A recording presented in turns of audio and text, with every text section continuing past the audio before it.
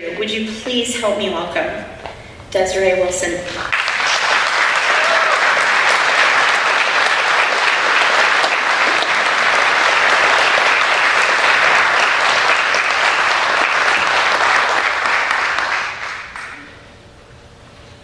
Hi everyone, thanks for coming out tonight.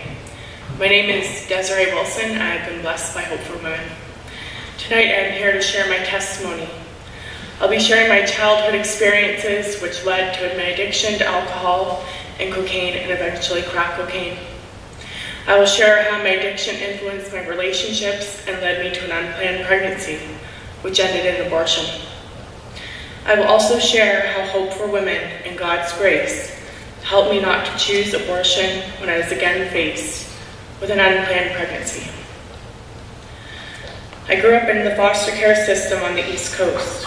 By the time I was 18, I had lived in over 20 foster care homes, or group homes.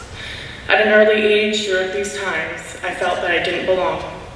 I was confused as to why I didn't have parents and wondered what's the point of living if no one wants me. The memories and traumas of my childhood really affected the choices I later made in my life. I felt abandoned and rejected, and those feelings led me to experiment with drugs and alcohol starting at the age of 13. It was a boy I liked in my class who introduced me to marijuana. By the age of 16, my addiction was full-blown. I chose to stay with friends and live on the street. I was living a secular life, and I turned away from faith, God, and Jesus. I'd always believed in God and was fortunate to have been placed into Christian foster homes, but had now completely stepped away. My addiction took over, and all I cared about was myself, money, drugs, alcohol, and of course being in relationships with the wrong men who were abusive physically, emotionally, mentally, and sexually. When I was 16, I began a relationship with a man who was very possessive. At 17, I found out I was pregnant. When I found out, I was so scared. The path I was on reminded me of my own parents. I was removed from my mother's care by the ministry due to abuse and her own alcoholism. My father was dealing with his addiction and therefore I was placed in foster care. I didn't want to lose my own child the way my parents did. I believed that I wasn't ready to be a mom, and even if I was going to be a bad one. I still wanted to live the party lifestyle of drinking, drugs, and no responsibility. I was scared of the responsibility. At first, I wanted to keep the baby and even named her Jayla Marie, but then a woman who I looked up to and who was already a mother reinforced my own fears.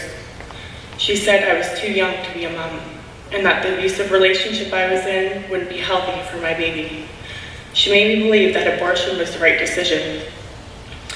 I remember the days leading up to my abortion.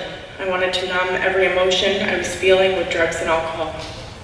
I had planned to have the abortion done for free at a local hospital, but a winter storm raged and the roads were unsafe to drive on. Looking back, I believe that was a divine intervention and God was trying to reach out to me. Unfortunately, it was my own free will that pushed me to find another way to have an abortion. I found a private clinic who could do that procedure for a fee. I called the abortion clinic and set the appointment to go in. I remember arriving and seeing people outside holding signs and demonstrating. I was 4 months pregnant when I had my abortion. I remember walking into the clinic and feeling a heaviness. I could feel a state of sadness within the room. The appointment lasted about 2 hours, and when it was over, I felt alone, empty, guilty, ashamed, and angry. I felt this way for a long time, and that is when my addiction took a turn for the worse. I couldn't stop using and self-medicating to take the pain away. I chose to live every day full of pain, anguish, and chaos. My life wasn't the same after that day until I truly surrendered to Jesus Christ. It was about 2 years ago when I felt the call to Jesus in a dream. I awoke and knew that I had to turn my life over to Him. The first step was to deal with my addictions. I came to Abbotsford and went into life recovery, a Christian-based recovery home that helped me get sober and renew my relationship with Jesus. During my time there, peer counselors from Hope for Women came in to do a talk and share their testimonies. This was the first time I'd heard about Hope for Women and their services. I remember how many women were affected from hearing the abortion stories that were shared. Many of the women in recovery had experienced abortion and were still dealing with the pain and regret. Little did I know that Hope for Women would have such a profound place in my life later. After completing Life Recovery's first stage, I went into their second stage house. That's when I started to act rebellious and fell into old behaviors. I ended up in another relationship with a man who had shortly afterwards relapsed and went to jail. During that time, I found out I was pregnant. Every emotion I went through in my previous pregnancy went through my mind and heart again. I had thoughts of having another abortion and spoke to my counselor, Jenny. She was overjoyed with the news and I couldn't get why. Why would she be so happy for me? It was an unplanned pregnancy outside of marriage with a man who had relapsed. At the time, I couldn't understand why she was so happy, but now I know it was because I had a precious gift within me. During this meeting, she told me she would not support an abortion. Jenny's reaction had a major impact on my decision. Jenny isn't here tonight, but she'll see the video, so I'd like to thank her for reminding me of the truth that every life counts. Jenny's words and my past stuck with me for the next couple weeks. I battled the enemy's lies and deception. I cried and I prayed to God, please help me to have the strength and courage to not choose abortion again and to go through with this pregnancy. Please, Lord, help me. And he did. A couple weeks later, I spoke with Jenny and did a complete 180. I was keeping the baby, so then she helped me get in contact with some pregnancy outreaches, and one of them was Hope for Women. I walked into Hope for Women and instantly felt joy and peace. I was greeted by a lady who was very friendly and welcoming. Shortly afterwards, I met a peer counselor and I recognized her. I knew her from somewhere. I soon realized that she was one of the women who had come to Life Recovery and given their testimony.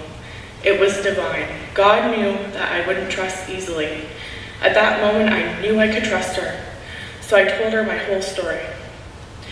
Not once did she judge me. I explained to her how I had thoughts of an abortion and she counseled me through those thoughts. She gave me advice with personal things that were going on in my life. From that day, I knew Hope for Women was meant for me. Not only did I receive amazing counsel from my peer counselor, but Hope for Women supplied me with prenatal vitamins, a car seat, my volunteer doula, Betty Ann.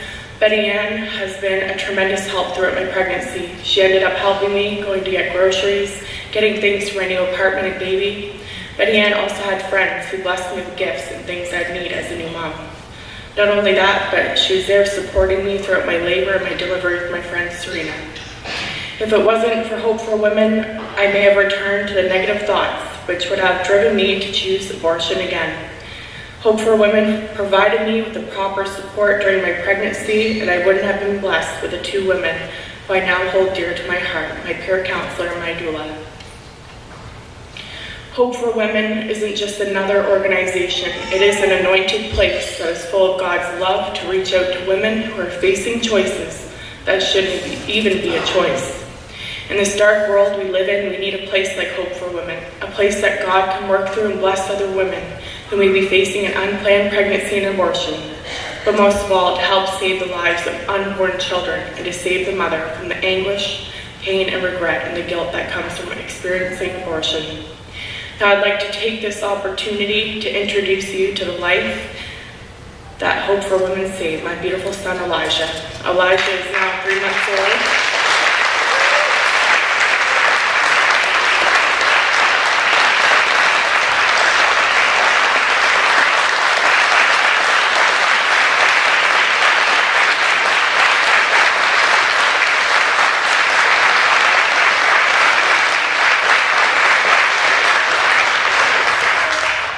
Elijah's now 3 months old, and he's a blessing to everyone he meets.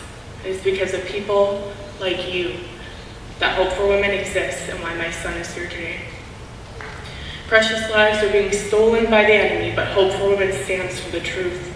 This center, its staff and volunteers help women who may be experiencing a crisis showing love and counseling them through one of the most difficult times of their lives.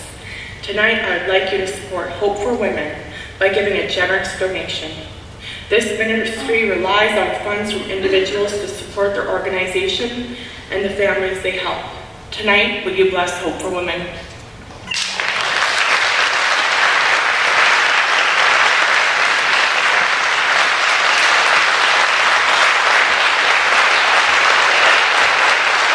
Thank you. Before I go